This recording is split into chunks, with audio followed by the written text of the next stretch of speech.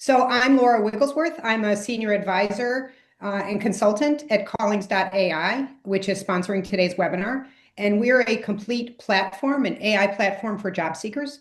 I'm going to talk about Callings in the second half of today.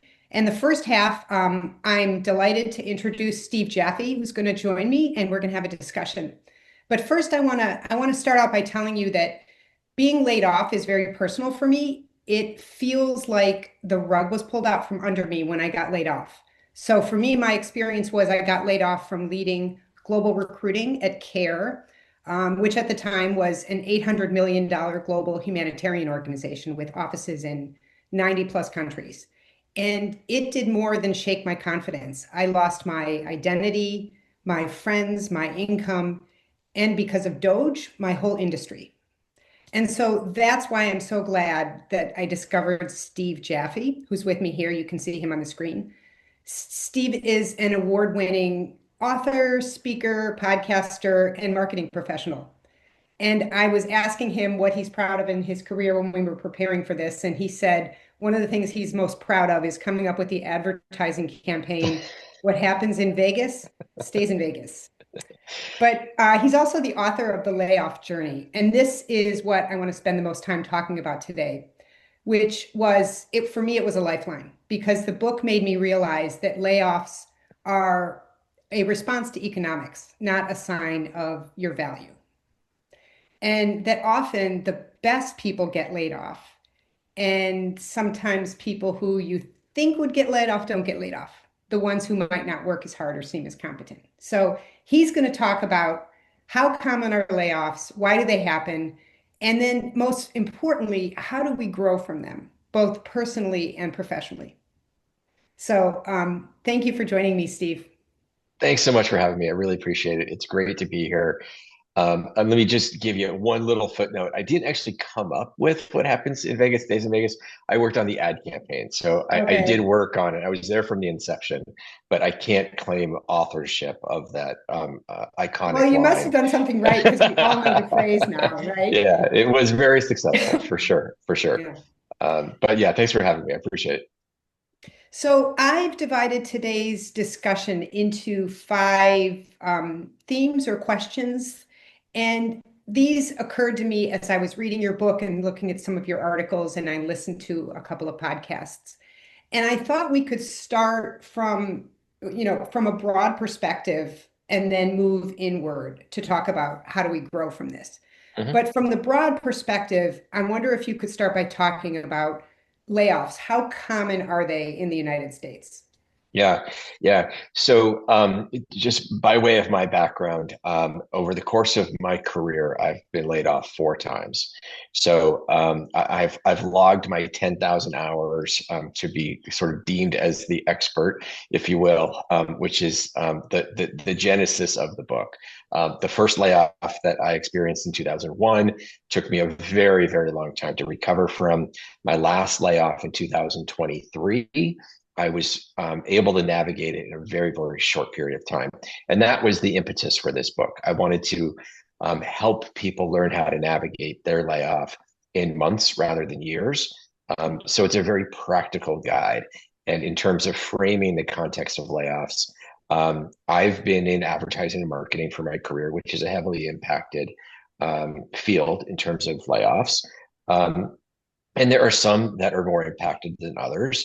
I think what we're seeing is that layoffs have become somewhat ubiquitous now. Areas like your industry, Laura, where if you were a government worker, you were always somewhat protected. That's no longer the case. Yep. So there are more industries and fields being impacted now than ever. Um, and I write about 40% of all Americans have been laid off at least once in their career. That number is surely rising. Yeah. A report was just issued that in January 2026, there were the most job cuts since 2009. And Yeah. coupled with that, the fewest new jobs. So people are getting laid off in record numbers, and there are fewer and fewer jobs available. So it is a very, very tough market. Yeah. Um, Yeah, it one of the things that put it in perspective for me was you say in your book that 11,000 employees were laid off from Facebook in hmm 2022. And hmm so, of those, most were good employees, good performance reviews. And Yeah, Zuckerberg called it, I think you said in your book, a course correction for efficiency, right, something like right, that. right. I read that 108,000 layoffs in January, just Yeah, just this yeah, past yeah. January. Yeah. Yeah. The first quarter is always tough, but another thing that we're seeing now is this year-round layoffs. Used to be a company would have layoffs maybe once a year. They maybe cut headcount by 20%, and that would sort of right size the books, if you will, for that calendar. Now there's this ongoing month after month kind of trickle of Yeah. layoffs, which can give employees a real lack of sense of security. If you feel like, God, there's just layoffs happening all around me all the time, it really does impact employee morale, job satisfaction, and ultimately Yeah. leads people to job hunt and to try and keep their option open if they feel like they're always going to be on the chopping block. Yeah. Thank you. The second point that you raise in your book that I'm hoping you can elaborate on, I mentioned that we're starting broad and getting more narrow. And second point is more about the message that we need to take from this, which is that layoffs are a response to economics, not a Mhm. sign of our value and competence. So I wonder if you could Yeah, talk a little bit more about that. You mentioned that, somebody can win Employee of the Year in March and be laid off in May. right, And right. Yeah, I've seen that happen in my own experience. I literally saw somebody get held up in January as employee of the year, the model employee that everybody should try and emulate. And by July, they were part of a round of layoffs. yeah, And that in and of itself demonstrates that generally speaking, layoffs are not a reflection of performance. They're not a reflection of, your intelligence, your abilities, who you are as an employee. It's really about the company bottom line. mhm, In times of need, in times of stress, difficult economic situations, global pandemics, whatever it may be, the company needs to redirect revenue to the bottom line. And the quickest way to do that, unfortunately, is to cut headcount. It's right, faster to do that than it is yep, to go out and try and increase sales and drive your pipeline and all that. yep, So it's really no more than a budget exercise, yeah, driven by math, driven by market conditions. So when you become a number on a spreadsheet, nobody's thinking about your company contributions or your company right, loyalty right. or All those longevity. extra hours you put in, all the Right. sacrifices you made. Yeah, Right. And that's an underlying theme in my book that I really try and communicate to people is that your layoff is not a reflection of you as a person or as an employee, and you shouldn't derive any additional meaning from it other than the company needed to cut budget and my right, salary was a line item on that budget. right. It helps you contain it and frame it, I think, in a way that it doesn't have as negative an effect on self-esteem and those other things. Yeah, one Um, line stood out to me in your book that I took very personally. You say, let go of the idea of meritocracy, that yeah, you are incompetent because you right, wouldn't have been laid off if you were competent. right, right, exactly. I wrote that Uh, down. yeah, yeah. A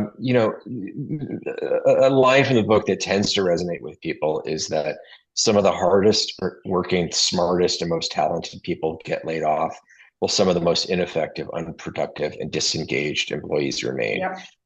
That's certainly been the case in my layoffs. I've seen people stay that you just scratch your head and wonder, how could that be? No ill will against them, but just another example of it's not a reflection of your work product or your contribution or Or your your likability. likability, You loyalty. mentioned, It's yeah. none of those things. So if you can take that sort of power away from the situation it allows you to look at it a little bit more objectively for what it is. Yeah. And some of the emotional responses then it helps you diffuse. Yep. So, okay, so point number one, layoffs are really common. 40% of the American workforce has been laid off. And as you mentioned, 108,000 jobs cut in January, more and more with automation. So layoffs are common. Hmm. And point two, they're a response to economics, not a Hmm. sign of your competence and value. Hmm. So, third question that I was hoping you would address is you say in your book that grief and anger are necessary, that Yeah. before we can get to the point of looking for and securing a great new job, we have to go through this process of grief and anger. So I wonder if you could Hmm. talk about that. Yeah, yeah. So the book is written from a standpoint of navigating the stages of grief after job loss. Elizabeth Kubler-Ross, back in the 40s, was a behavioral scientist, behavioral researcher. She was observing terminally ill patients as they were passing through their end of life stages, and observed these were stages that they generally went through. Their loved ones were observed as also going through. And in time, it's kind of been widely accepted that in any difficult life experience, as human beings, this is how we tend to process those traumatic life experiences. Right. And certainly, job loss, a layoff, is one of these traumatic life experiences on par with the death of a loved one, a divorce, other things like that. You're So, right. Nobody would say if we had a close loved one died, you need to pick up and move on. Carry exactly. on. Exactly. Yeah. And so this is the body's like physiological way, mentally, emotionally, of processing a really difficult situation. Once you know that, it brings some normalcy to what you're feeling, and it can then provide kind of a roadmap for what you're going through, maybe what you're about to go through. Now, the stages of grief aren't generally like linear. They don't like kind of follow one after the other. You may Mhm. feel all of them on one given day. You may not feel any of them on another glorious day. Mhm. And you may feel one more than the other. But certainly, denial being the first stage, in the immediate aftermath of being told, thank you, but we're eliminating your position and your services are no longer needed. The first thought that tends to run through somebody's mind is, oh my What God, did I wait a do minute. How is wrong? this possible? Wait, What I'm did I like, do? and right, what did I do? Why? And you just can't believe the situation that you're finding Mhm. yourself in. 5 minutes earlier, you were a hardworking, loyal employee Mhm. with a Mhm. paycheck and health insurance. And now suddenly your computer's being turned off and you're on the outside looking in. Denial Mhm. is a very normal and healthy way of the body stopping, pausing for a moment to try and take all of this in. Um, so, in a way, it's like nature's way of letting in only as much as we can handle. Mhm. Mhm. So you move through these like denial, anger, bargaining, depression. Those are the first four stages. Those are where kind of the heavy lifting Mhm. emotionally tends to take place. And the great thing is they're followed by these three other stages where you start to see the light at the end of the tunnel and recovery begins. Mhm. And those are acceptance, reconstruction, and renewal. So by Mhm. the time that you hit renewal, you're looking forward. You're no longer looking backward. You're Mhm. no longer wondering what happened, why did it happen, why me? You're looking forward and asking what's next and So what we're can I we're going do? to get to that. How to look Okay. out the windshield and not just the rearview Yeah, mirror. yeah, right, I think right. that's what you said in your book. But I do remember, you said the reason we have grief is because something so meaningful has been taken away. Hmm. And I was thinking about a job represents so much. So much is taken away. My identity. This is who I am. My Hmm. security. I can take Hmm. care of myself and my family. My Hmm. belonging. I mean, for me at Care, two of my best friends, the lunch ladies, I mean, these were the women who knew my deep, dark secrets Yeah. and future plans. This is where I'm headed. So the grief occurs because so much has been lost, not Right. just the paycheck. Yeah. Right. Right. Yeah. And sometimes the paycheck can be the least of these things. When you lose your community, when you lose that identity, we wrap Hmm. so much into what we do. Hmm. You lose that stability of going to work every day, Yeah. having something that you're responsible for. It can be a sense of pride and joy. Yeah. All of those things get taken along with your health care, your health insurance. And for some folks, if you're an immigrant, maybe your visa gets taken away too. Yeah. Those are all really, really difficult things to contend with. Yeah. Before we move from grief to growth and talk about the future and how to find a great new job, I want to pause for a moment. And I see a lot of questions in the chat, and I'm not really monitoring it like Garrett is. But one of the questions he asked for you to address, we're going to have another webinar just on this. But how do you answer the interview question? Why did you? Yeah, Yeah. that's So such a, yeah. and I will tell people that it'll be up within the next week. At the end of the month, we are going to have a webinar specifically on how do you tell the layoff story. Mhm, But right now, since a bunch of people are writing in the chat about that, can you just mhm. address that really quick, Steve? Yeah, yeah. Here's how I recommend going about this.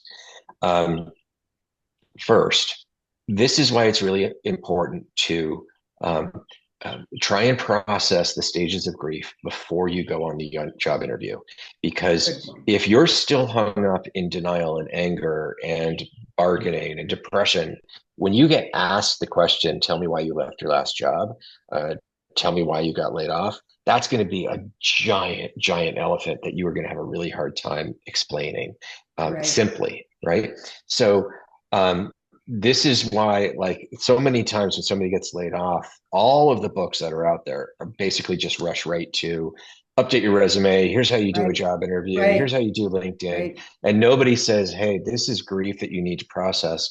And if you do, it'll be help you be more successful when you do get those job interviews. Yeah. So that's why it's important to make this pause.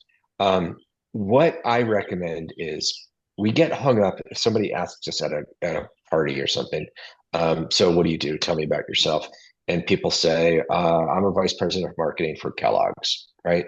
Okay, that just tells somebody what we think is important that they should know about us. And when we go into that job interview and they say, well, tell me about yourself, we're still hung up on, well, I'm a vice president of marketing for Kellogg's, but you no longer have that because that job's been taken away. So if you can translate that into, I'm a marketing professional with 25 years of experience in the consumer packaged goods category, and I'm very passionate about customer experience, Mm-hmm. right?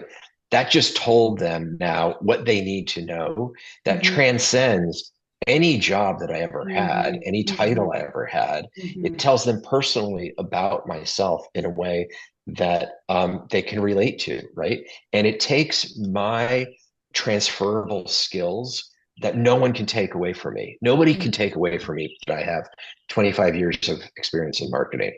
And that, let's say, I love customer experience, right? So you have to understand the transferable skills in a way that communicate your experience, your talents, your skills, your passions, the value that you bring to the table, absent any employer or title that you have. That's a Yeah. little bit of a reductive um, way of explaining it, but Yeah. that's the core essence. Yeah. So and I will say for people, if they go to your book, I'll put a link to buying Steve's book. But if you read it on Kindle or if you buy a copy of it, there's exercises in there to help you process this. So Tracy says, I was just scrolling through the chat and Tracy said I was laid off twice in 18 months. Yeah, So yeah, imagine how hard it is to show up for interviews when you yeah, feel that anger yeah, and grief yeah. still. I think right now, most employers recognize the difficulty of the job market, the propensity of layoffs affecting job applicants that are on the market. Yeah. And if you can simply say that you were a part of a, 20% reduction in headcount Hmm. due to, a budget exercise the Hmm. company was going through, like Hmm. that's simple enough where somebody understands, like, okay, these were layoffs based on budget issues, right? Mhm. Nobody should be deriving any implications about a potential employee's skills or abilities just because they've been laid off in this market. And so, And frankly, in any market, yeah. a layoff is a no fault termination. One of the things that I stress to people is if you can get that former employer to get you a letter that says you are eligible for rehire, Mm. that confirms that you were a no fault termination. And if you could communicate to the hiring manager, look, I'm eligible for rehire, that tells them everything they need to know in terms of this wasn't this employee wasn't fired. It wasn't Yeah. based on merit or abilities. They were just basically were in the wrong place at the wrong time. Okay, great. So let's move forward now. So we've talked about grief. Let's move from grief to growth. Can you Mhm. talk about what a growth mindset is and the kinds of questions that we can grapple with in order to grow from this? Yeah, yeah. Layoffs are really, really hard. Probably one of the hardest things you can ever experience. And certainly, if you've been laid off twice in 18 months, I saw a comment that said somebody had been laid off 7 times. That is really, really difficult. And my heart goes out to you. Um, and I know what it's like to have to rebuild from the ground up, and kind of start over. All of those things that you think you have ownership over, um, can be taken away from you in the blink of an eye, and it's really difficult. Um, and I don't want to come across like in a toxic positive way, but there is an opportunity to see this setback as just that, not a roadblock per se, but merely a detour. Um, Difficult when you're in those early stages of grief, like anger and depression, to see this. It feels Mhm. very much in the moment like a big giant roadblock, and certainly something valuable has been taken away from you. Um, there's really, in this situation, though, the best thing that you can do is stand up, take ownership. Mhm. Like when you get knocked down 8 times, stand up nine. The thing to remember about a layoff is that, this is something that happened to you, but Mhm. it's up to you what happens next. Mhm. So the growth mindset looks towards the future. It looks backwards to learn from the experience and learn from the past and what you can take that's valuable. But a lot of this is going to be things that you're going to want to walk away from, questions that you're never going to get answered to, like why me, why now, was it anything I did? You're never really going to get those answers, Mhm. and you're going to need to be comfortable, not getting them. And those are things that you're going to want to walk away from. um, um, the analogy is a car has both a windshield and a rear view mirror, and the rear view mirror is much, much smaller than the windshield. So look back, but in proportion to looking forward, you want to make it, less of a priority. And what you want to do is take all of those questions, why me, why now, and turn them into what's next. Turn them Mhm. into forward looking, um, opportunities to see, what you can do to find the next opportunity. So Um, to continue on your driving metaphor, I saw Will write in the chat, instead of seeing it as a roadblock, see it as a detour. yes, exactly. Yeah, yeah. That's 100% So right. there were a few questions I wrote down that you raised in the book to ask yourself, and people can do this as a writing exercise to move from grief to growth. One was reflection. What do I truly value about my Hmm. job? And I'm going Hmm. to show people in a few minutes Callings tools that can help you do that. But ask yourself, what did I truly value? What do I want again? What is it about the qualities, the responsibilities, the organization, the culture? What do I want? Again, moving forward based on your past. And then what strengths did this situation reveal? What can I Hmm. learn from this Hmm. essentially? Hmm. So those Yeah. are three good questions. You have some exercises, Q&A to write. for people to write in. Yeah, yeah. Here's the thing about a layoff. When we're working really, really hard and we're that loyal employee that's showing up every day and we're sacrificing all of our time, um, we don't have a lot of an opportunity to self-reflect and to Mm-hmm. find alignment with our own personal values and passions and joy with that job that we're doing. Sometimes it's just a paycheck. In this pause that a layoff creates, it's important to do that self-discovery and that introspection and to say, when I go looking for my next job, what is important to me? What are my passions and my joys? What do I like about this career path that I'm on? Mm-hmm. Is the career path that I'm on contracting? Meaning, is the layoff that I just experienced just merely an example of an industry being affected by market conditions, competition, technological advances, whatever it may be? And if I go out and try and find another job in the same industry, am I just setting myself up for failure because Mm-hmm. I'll get laid off again? Right. Mm-hmm. So you may find, look, I love what I'm doing. There's plenty of blue sky ahead of me in terms of job opportunities. And that's great. You may find that what you've been doing, that kind of the layoff was like a get out of jail free card for you. Mm-hmm. You may have not enjoyed that employer. You may not have enjoyed your boss. You may not have Mm-hmm. enjoyed what you were doing, and you dreaded going to work every day. So this is the time to see, okay, do I need to pivot? Do I need to reskill, upskill? Do I need to find transferable skills? This is where you take that control back and you look forward and you determine what's next for Yeah. you. Yeah. Thank you. I'm going to refer to a couple things I see in the chat here, but just to review again, we started by talking about layoffs generally. What are they? How common are they? And then we started talking about you.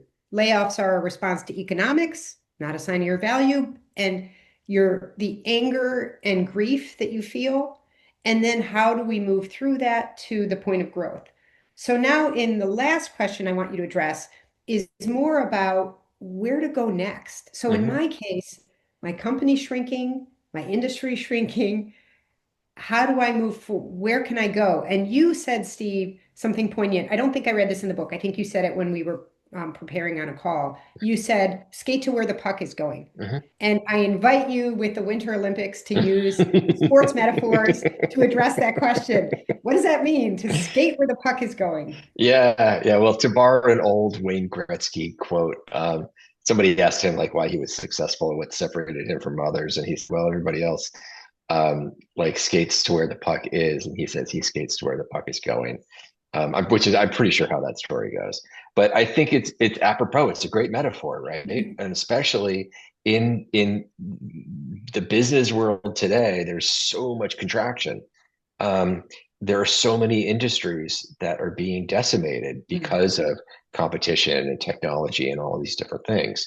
So, like for me personally, I had a very like marketing generalist background. After one of my layoffs, I found that all of those jobs were just being cut left and right. And for me to try and stay on that path just didn't make sense, right? Mhm. So what I did find as I was scouring the job boards every day were there were a lot of jobs as a product marketing manager. And Mhm. as I read the job description, I said, well, this is pretty much the same thing that I've been doing, just with different names associated with the tasks. Mhm. And through some creative writing, I could communicate the transferable skills where somebody could say, oh, yeah, you've been doing product marketing manager work before, and we could see how this is applicable. That may be a simplistic example, but that was how I applied this idea in my own career and how I found success. And this is what I suggest everybody to do, particularly right now, because there is probably more change and transformation happening in the business world quicker than ever. And as we're seeing the greatest number of layoffs since 2009 and the fewest number of job postings, and probably the most competitive job market, where if you apply to a job, you could be one of maybe 1,000, and you're Mhm. probably going to get screened out for an ATS system. Mhm. So it's a very, very difficult period if you're on the job market, and this sort of thinking is I think imperative if you're going to try and game the system, if you will. Yeah. Edward wrote that, well, where is the puck going given AI's intrusion into the white collar world? And I would say, Hmm. if you want job security, be a plumber or a dancer. So far as you know, those things have not been replaced by AI. I mean, every industry is being affected. And we've had Hmm. webinars on that with Hmm. Albert, Hmm. and we'll have more. But I would say if you want to get more of an understanding of how your skills can be applicable, well, first of all, I'm going to show you the tools and callings. You can also ask generative AI, how are my skills useful in growing areas? But there's also things like the World Economic Forums. And I'm going to show you when you look at jobs on your tracker in callings, there is there are links to papers and articles on the industry that you're applying to and where is it growing. So I'm going to show you that there's tools that we give you in callings that can help answer that question too. I'm just glancing before we move to me showing you a demo of callings tools. I want to make sure that I'm addressing some of these questions. So someone asked a question about older workers. We are having another webinar on combating age discrimination. And off the top of my head, I forgot. I think it's next Wednesday. Garrett, if you can write that in the chat, I think it's Wednesday the 18th. And that's already out too. You can sign up for that on Eventbrite. That's with Renata Bernard. Um, I'm just glancing through some of these. I don't know if there's any questions in the chat here, Steve, that you want to address. Understanding Yeah, values and drivers. Yes, Bill. Bill Lazar wrote that, and I'm going to show callings tools that can help you do that too under the My Insights. one thing I would say about AI is AI will, generally speaking, never have a creative, original thought on its own. AI is really good at taking and iterating things that have already been done. So, like, what I see being a premium skill in the future is creative thinking and the ability to look at whatever field you're in, and find the creative perspective that AI can't do. So, if you like, for example, AI is great at data analysis. You know, you feed AI a bunch of numbers, and it can crunch those numbers 8 ways to Sunday. But it's not going to give you an original thought on what to do with those numbers once it draws whatever the conclusions might be. And I think that's where people are going to be able to differentiate themselves. Yeah, Creative, original thinking is going to be a premium. advisor.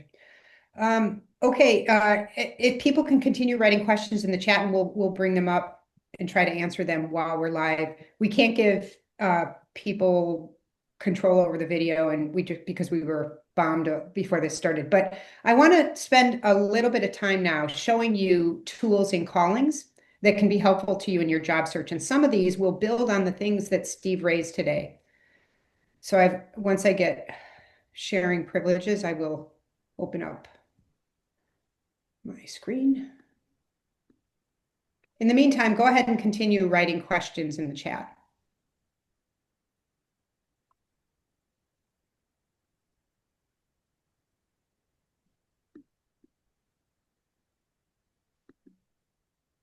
Okay, people can see my screen. Thumbs up, yes. Okay, so there's Callings is a platform with amazing tools. I am not going to show you every tool today. It's sort of like my Apple Watch. I use it for Laura, why don't watching you a move your couple. videos off of the screen so that we don't watch the double video? Let me see how to do that. Or say share just a window? Yes. Okay, is that better? Perfect. Thank you. Okay, so right now what you're seeing is the Callings platform. You're seeing it's sort of like the nucleus or the brain behind it. Where do I keep all my jobs to stay organized? But before we go there, I'm going to show you three things today. So one is, how do you get to know yourself better? This is a lot of what Steve was talking about. How do we learn from our experience? What kind of a job do I want next? Where do I want to focus my efforts? What's important to me? 2 is, how do I find and apply for jobs using Callings tools? So I'm going to show you the AI tools for how to craft your resume, how to hone it, how to identify people you can network with, how to anticipate what you're going to be asked in the interviews. And I mentioned before, there's even some information there about how do you skate to where the puck is going. So in the jobs that you're interested in, what are the skills that are useful and what's going to be useful in the future. So I'm going to show you all that. And then the third thing I'm going to show you is how do you get connected to other people? So one of the loneliest things about AI is it's making us spend even more time behind our computer screens. And so what we've learned at Callings is that you need community and coaching as much as you need AI tools. And so we offer that as well. So to start out with, most people, when they join Callings, and Garrett, I don't know if you can paste this in now, but we're going to share a link so that you can get free access to start with to try out these tools. But where most people start is they enter in their resume. And after you enter in your resume, you're going to get prompted to a questionnaire. I'm not going to show you the questionnaire now, but you can see my goals questionnaire here. It takes a while. And the reason I'm not going to show it to you is because everybody's questionnaire is different from your resume. And the questions are about, in my case, for instance, I've been a recruiter for 3 decades. And so the questions were around, Laura, do you want to be somebody who does recruiting, or do you want to be managing a team and developing the vision? Do you want to be outside an organization in an advisory role, or do you want to be inside the organization making change? Do you want to focus on things like employer branding and new tools, or do you want to be doing the whole enchilada? So those are the kinds of questions that this asked me. Once you answer the questions, you get some really interesting insights out of there. And I'm going to show you 2 of those. So one is you get your personal brand. Everybody talks about how important it is now to know the brand, right? What happens in Vegas stays in Vegas. And for you, what's your brand? What kind of job do you want? What do you want to do? So when you meet people, if it's at a professional networking event, maybe I just have my 20-second pitch. Well, I help growing health technology companies hire great people. Maybe if I have a little more time, I get to offer my 2-minute pitch. This can also be one way to prepare for starting your interviews, right? Much as I hate it, a lot of employers like to start an interview with tell me about yourself questions. And so we give you a suggested 2-minute pitch. By the way, you can go into these and you can change them. You can edit them if you don't like it. We also give you a professional summary. What makes you unique? What are your biggest skills? So a lot of people in my business, in the recruiting business, are now talking less about experience and more about skills. So after you answer the questionnaire and put your resume in, Callings will give you, what does it see? What does the machine see as your top skills and your top achievements? Okay. Another thing that it gives you, sort of a different way of visualizing your job search, is it comes up with a dream job description for you. So after you tell the computer what's most important to you, how do you want to spend your time, and you enter in your resume, it gave me this chief of talent acquisition job. And I'll be honest with you, I was working with another organization and I came across Callings and I tried this and I thought it was a real job and I hit the roof. I was so excited and I just kept looking at it going, oh my God, this is the perfect job for me. This is exactly what I want to spend my time doing. Honing AI tech tools, bringing in DEI, training and capacity building. This is exactly the job for me. And it said Global Health Innovators was the name of the company. And I said, I've never even heard of this. And I went looking for a place to apply. And then I finally read under my ideal job description, a fictitious job posting to help you visualize your ideal role. And I realized, oh, it doesn't exist. But this is how I know the accuracy or the validity of the tools was that after I took the time to answer the questionnaire and put in my resume, I got this dream job description. So that was just kind of a fun exercise. Okay, so first thing I said that Callings will do is help you know yourself better and the kind of job that you want. All right. The second thing is it will help you find jobs. And one thing I'm going to show you before we go looking for jobs is some of the tools to honing your resume, because I am going to show you how you use Callings to actually hone your resume for a particular job. So this is a little more general. So I put in a draft resume, and then Callings gave me an assessment of it and edited it for an ATS system. Here's my 6-second verdict, the strengths that it sees, the areas to improve you can click on, right? So you'll want to spend some time on that. You don't have to take all the edits. I'm going to show you when we apply for a particular job how you can choose what to keep and what not to.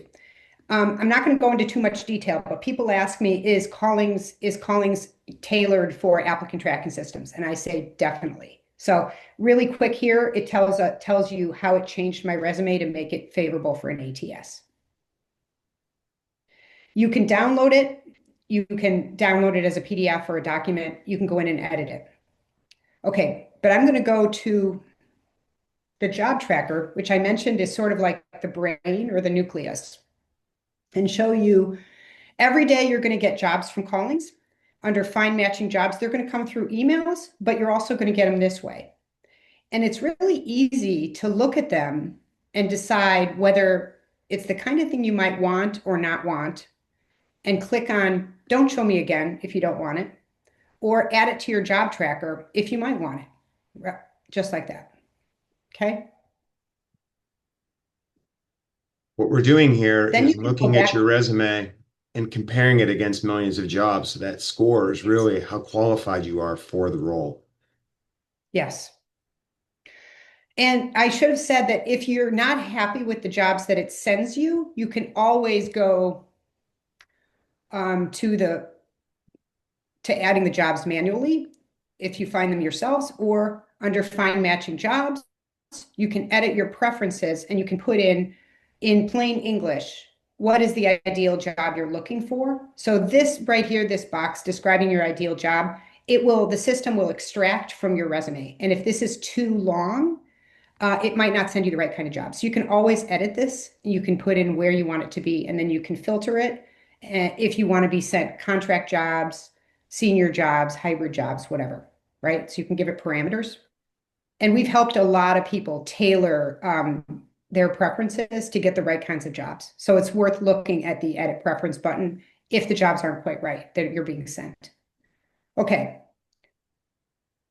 I'm going back here to my tracker, and I want to show you a couple of the features that you get access to. So CHI is a global health organization that I got sent to me. And once I clicked on it, you can start looking, you can evaluate the job and read about the job. And then the system will highlight in green where I measure up, where I'm strong as a candidate for the job. Yellow, the kinds of things right now that my resume might not emphasize, and red, the areas where I may be lacking.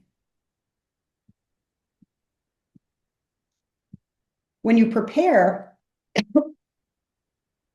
the system will generate both a resume and a cover letter for you.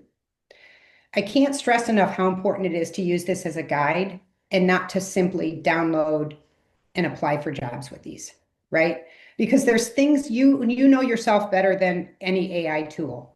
So make sure you're comfortable with what this comes up with the language and the way this was written. Use it as a starting point.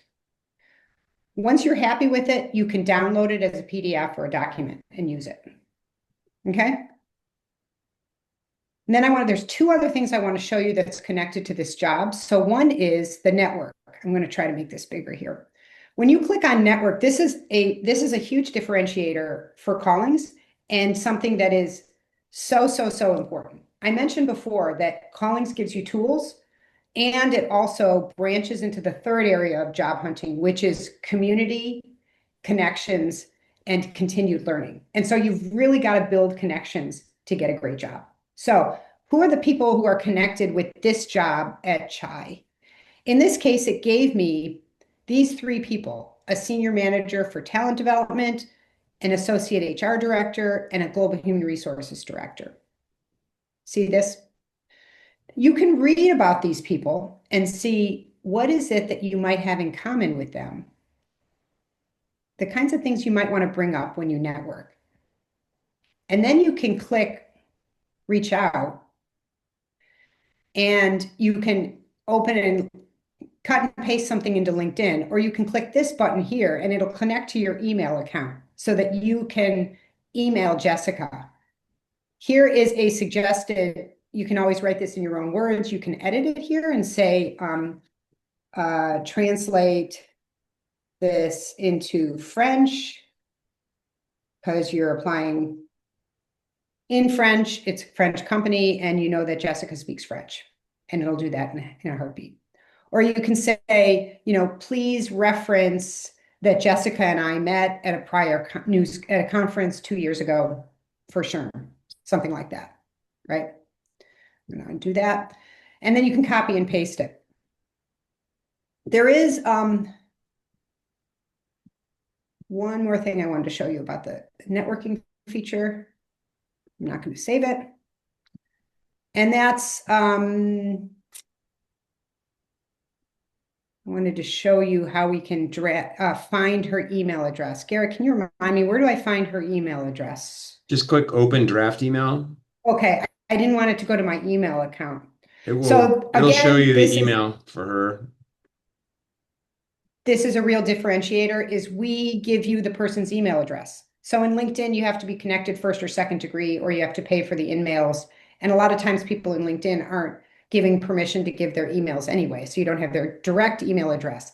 And LinkedIn is pretty saturated. So we give you the person's email address. And in this case, it's been verified. So you can cut and paste this or click open draft and it'll go to your email account that you're connected to. Okay, the last part I wanted to show you, the information that we give you about this connected to this job, is a pep talk. What are your strengths and weaknesses for this job? And then you get to the point where you're doing the interview, and the system predicts the kinds of people who might interview you, what their focus might be, and what might they ask you. So here's some questions, interview topics and questions. Right here. And then I mentioned earlier, when we were talking with Steve, that there's resources in Callings. So if you page down under the interview tab, you're going to see some articles here. And this is what I was referring to when Steve talked about skating to where the puck is going. That these kinds of articles, the IDEO Design Thinking for HR, the SHRM Global TA Resources Toolkit, these are the kinds of places to look and see, where is the puck going? How are a lot of, talent acquisition directors' roles changing? What are they focusing on? So this can give you some really good insight into what you might be asked. Okay? Okay, so we talked about my insights. We talked about how to find jobs and apply for jobs with the system. And now the third thing we're going to talk about is the coaching. So every week at Callings, we have something called the Callings Circle, which is a peer coaching group that everybody's welcome to be part of once they sign up for Callings. And we also have, usually twice, but we're trying to even get them 3 or 4 times a month, webinars that can focus on things like navigating ageism. I mentioned to somebody earlier who wrote in the chat about this, that we're having an upcoming webinar on ageism. Prior ones, you can see all the way back here, more than a year of video replays on really timely topics. So that's my sort of spiel on Callings, and I'm going to stop sharing my screen right now and see what kinds of questions people have that they can write in the chat, and we can spend the last few minutes answering questions. Or Garrett, feel free to add anything I might not have covered.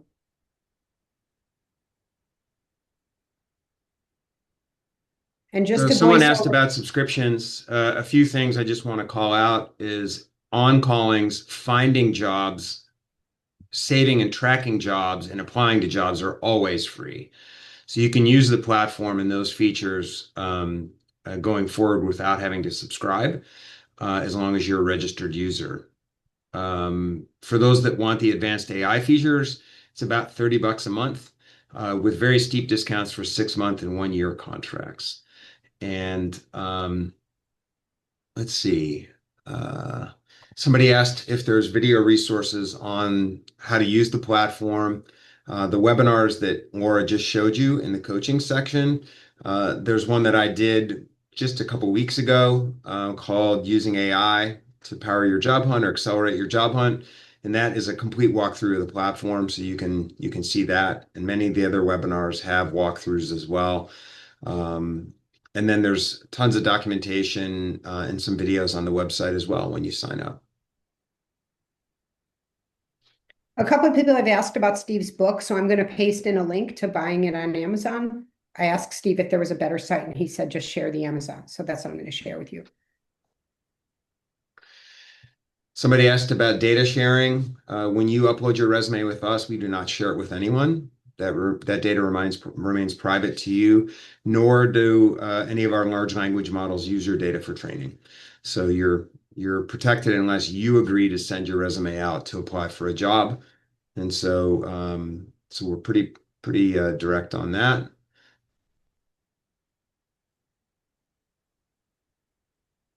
Let's see. There's a good question. Does Callings pull the same jobs that you'll find on Glassdoor?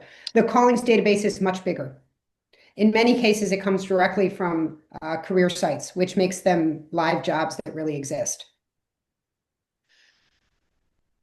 Well, it will be here in a couple weeks. We've upgraded the job sources dramatically, and we hope to release that in the next several weeks.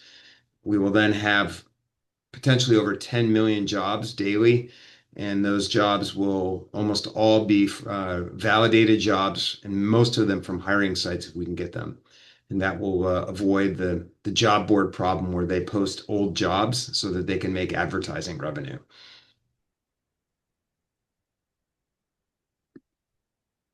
I'm glad you answered that question, Garrett, how we get managers' email addresses, because I've always just said it's magic. I'm not a tech. Yeah, we use third-party APIs. Okay, I'm just scrolling through to see if there's any more questions. Go ahead and write your questions in the chat. We have a few more minutes. Edward had asked, where is the puck going given AI's intrusion into white collar and creative spaces? The short answer is nobody knows exactly. But I think Steve answered well that the future of successful jobs using AI are people that have wisdom and creativity that AI cannot bring. If you have a job that's a repetitive task around data management, then AI is going to be a threat. And so what AI cannot do is make good decisions. And that's where the future will be,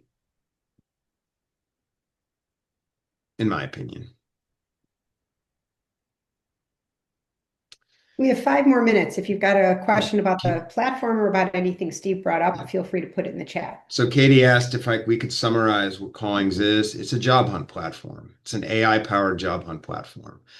And it was built around the idea of studying the most difficult and challenging parts of the job hunt and helping build tools to have a complete workflow for those. Everything from understanding yourself better, which is a key part of the job hunt, is you have to have and understand your personal brand and how to articulate your value. So we can help you do that. We help you find job opportunities, which is another important step. We help you do a deep dive on those opportunities to see how you compare and whether or not you're qualified for that job. We help you apply for those jobs by doing tailored resumes and cover letters. We help you network to the jobs that you're applying to by finding tailored contacts or customized or targeted contacts for the roles you apply to. We help you prepare for interviews and more. And so the goal is to basically give you a place where you can manage your job hunt effectively. That's what Callings is. It's a job hunt platform. I was going to build on something in the chat that Bill wrote. He said it's not always easy to see the blue sky ahead. And I was thinking about last night. I watched Rain Man with my husband. We probably haven't seen it in 25 years or so.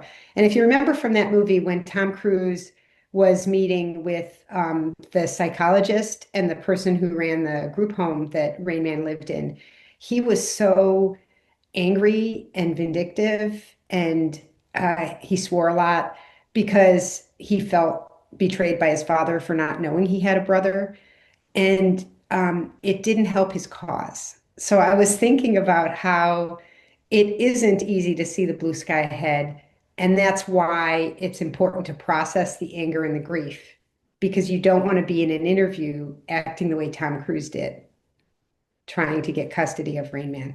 It doesn't help your case. All right, we've got about 2 minutes. So if people have questions about calling, I'm going to put my email address in the chat. And if people have other questions that occur to them, they can send me a note. But I really appreciate everybody who logged on today. I hope you got a little out of it. And yes, people say, can we get the recording? Yes, it's going to be on the resources page on the coaching tab under callings. You can send me an email if you need my help finding it. Ooh, does Callings have an app, Garrett? That was a question. We're a web app, so you can get it through your browser. Yeah. And I hope you found it valuable. I see a couple people there. We'll stay on for a few more minutes though. The answer to Katie's question, are employers using Callings? Yes, we bill it as departure services. So when organizations are laying people off, or when people leave for any reason, frankly, we are looking to partner with those companies to help get people access to Callings. Yes. Okay, I'm going to log off, and thank you everybody for logging in and attending today's webinar. Send us emails if you've got questions.